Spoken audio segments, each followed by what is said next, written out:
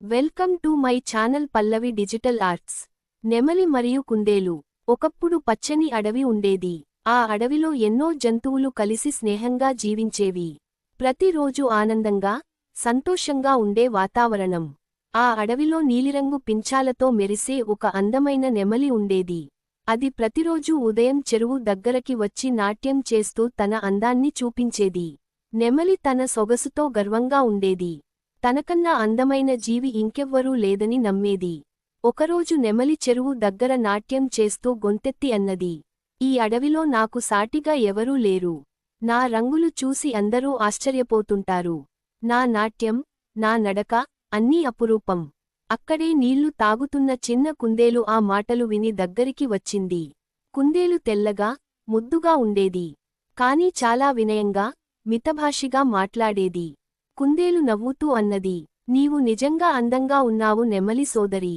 కాని అందం శాశ్వతం కాదు. మన మనసు మంచిగా ఉంటే అది నిత్య అందం అవుతుంది.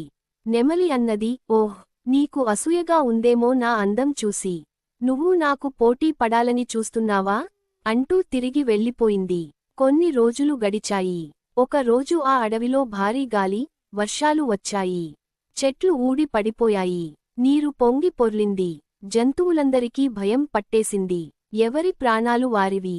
నెమలి భయంతో పరుగెత్తి ఒక చెట్టు కొమ్మపైకి ఎక్కింది. తడిగా, వణుకుతూ అక్కడ ఉండిపోయింది. అప్పుడు వర్షంలో ఒక చిన్న పిట్ట చెరువు గట్టు మీద పడిపోయింది. అది నీళ్లలో మునిగిపోతున్నది. అది చూసిన కుందేలు వెంటనే పరుగెత్తి వచ్చింది. తాను తడి అవుతున్నా సరే ఆ పిట్టను తన చేతుల్లోకి తీసుకుంది.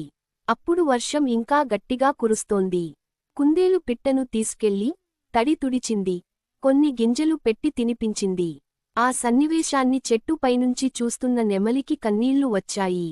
తన అందంతో గర్వపడిన తానే ఇప్పుడు ఏ ఒక్కరికి కూడా ఉపయోగపడలేదు. కాని చిన్న కుందేలు తన సహాయంతో ఒక ప్రాణాన్ని కాపాడింది. వర్షం ఆగిన తర్వాత నెమలి కుందేలి దగ్గరకి వచ్చింది. తలవంచి అన్నది, కుందేలు, నేను నిన్ను తప్పుగా అర్థం చేసుకున్నాను. నువ్వు నాకు గొప్ప గుణాన్ని నేర్పించావు. మంచితనమే నిజమైన అందం. ఆ రోజు నుండి నెమలి తన అహంకారాన్ని విడిచివేసింది. అందరితో ప్రేమగా, వినయంగా మెలగడం ప్రారంభించింది. ఇక అడవిలో గర్వం కంటే ప్రేమే పెద్దదిగా మారింది. నీతి, అందం కంటే మనసులో ఉండే మంచితనమే శాశ్వతం. ప్రేమ, దయ మనల్ని నిజంగా గొప్పవారిగా చేస్తాయి.